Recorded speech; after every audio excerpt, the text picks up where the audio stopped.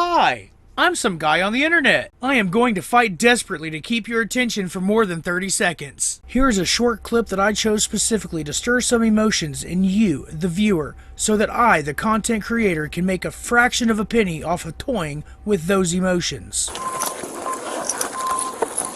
Stop resisting.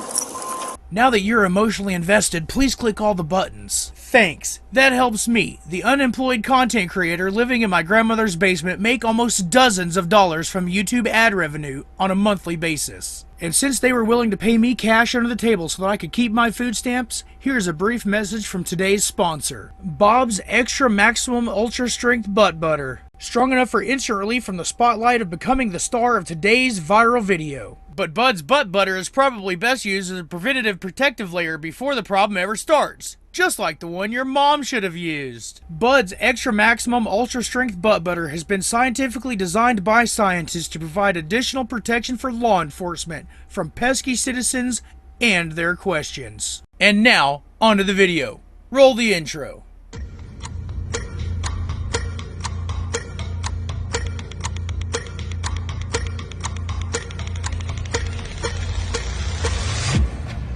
Live from London, this is... It was Sunday around 3 a.m. that she was streaming a live video on YouTube in the city's entertainment district. And we're back. Sorry about that. She frequently records police activity for her channel. I am so sick of these people going around harassing law enforcement with their cameras and their questions just so that they can record it and post some video on the internet for clicks and views. And then, to make matters worse, they tag their name in it so that they get some sort of notoriety in their chosen field. Why don't you clout-chasing losers put down the camera and get a real job that's beneficial to society? Something important like elementary school hall monitor. During this occasion, things escalated after she asked police and a tow truck driver why they were towing away vehicles. They're saying, okay, we're going to tow this, we're going to tow that. Let's see. What are we going to do? At some points, using profanity. I really don't care for the way you're speaking to me. And I really don't care for the way your company left me in the middle of fucking nowhere with fucking keys to a fucking car that isn't fucking there. And after she closely approaches two female officers, a male officer can be heard giving Rodriguez commands to go on the other side of the street, telling her there's an investigation underway. Rodriguez!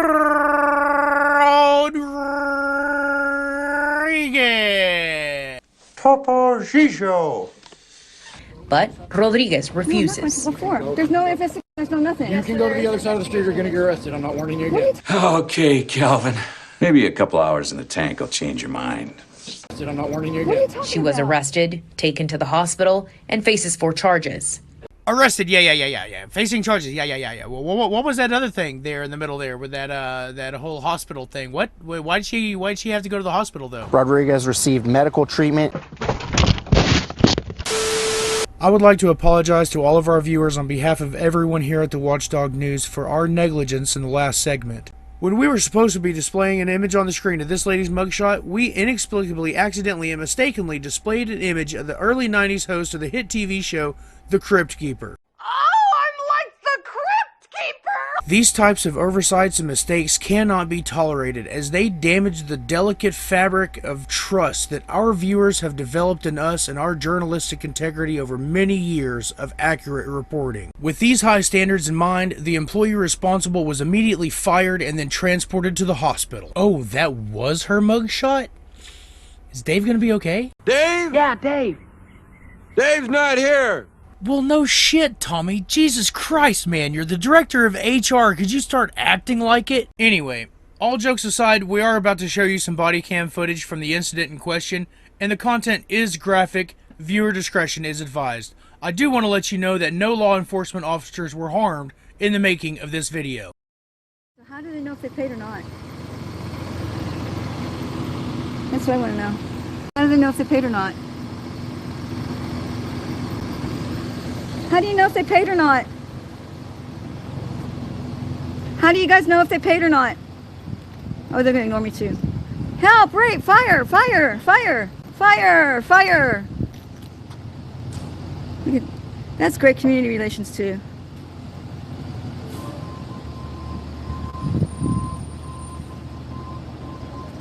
How How do you know if they paid or not, ladies? Hey, ladies. Hey, ladies. Hey, ladies. Hey, Kruger. I'm busy. Go to the other side of the street. No, I'm not going to. There's no investigation, there's no nothing. You can go to the other side of the street. You're going to get arrested. I'm not warning you What are again. you talking about? Go to the other side of the street right now. Wait, tell me why first. first. You're under arrest. No, I'm not under it. Okay.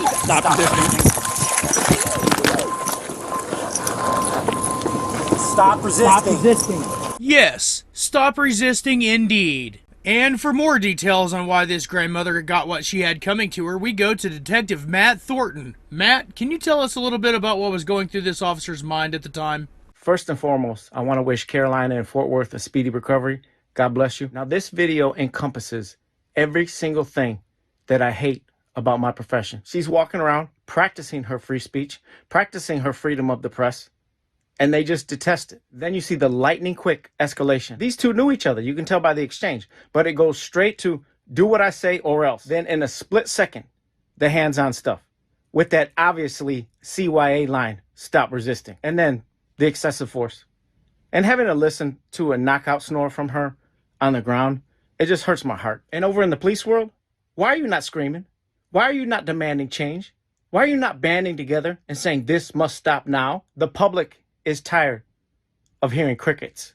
Well, that is certainly not what we expected to hear from an active duty law enforcement officer.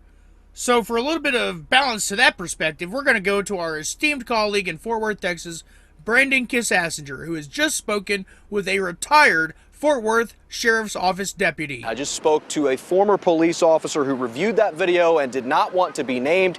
He tells me that officer was too forceful, given Rodriguez's size, her behavior during the arrest, her age, and what she was being arrested for. He also noted that the other two officers did not appear to be threatened by her presence. As I mentioned, Fort Worth police are still investigating. Thank you, Brandon.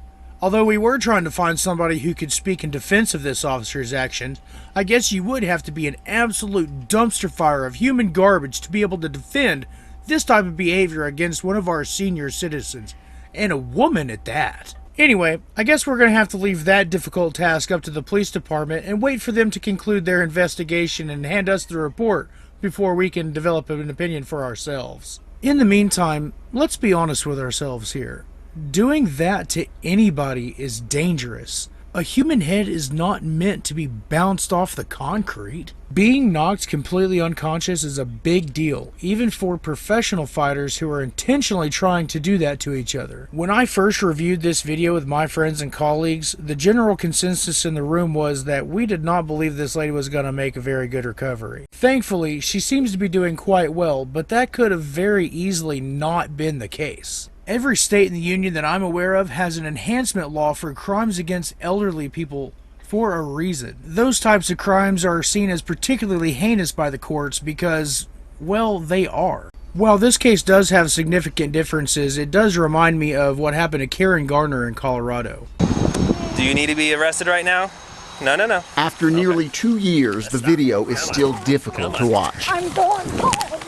Loveland police officer Austin Hopp twisting Karen Garner's arm behind her back. No, on the ground. Stay on the ground. Putting her in handcuffs and taking her to the ground. Police have been called when Garner, who suffers from dementia, forgot to pay for about $14 worth of items at the Walmart near her home. I'm not going in. Why are you fighting with me? In May of last year, prosecutors charged Hopp with second-degree assault, a Class 3 felony that carried with it a maximum sentence of 32 years in prison. But under the terms of an agreement reached with prosecutors, Hopp pleaded guilty on Wednesday to a Class 4 assault charge and now faces a maximum of only 8 years behind bars.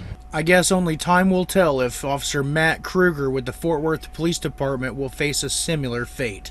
In conclusion, if we do live in a free country, a person should be able to ask questions of the government representative appointed to protect and serve them without having to fear that they're going to be the victim of a felonious assault that could end their life. The average American citizen is expected to know every single detail of the very intricate complexities of American law. We get absolutely no official training or education on this at all. In fact, most people have gained all of their legal information from TV shows, or worse, some jackass on the internet. The citizens of this great nation at some point seemingly have entered into a relationship with our government, and they expect absolute obedience and undying loyalty.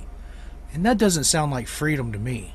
Thank you for joining me on the Watchdog News, where we do whatever that just was. Here's 2 more videos YouTube thinks you'll like. If you enjoyed the show, make sure you like, subscribe, comment down below, and share with everyone you know.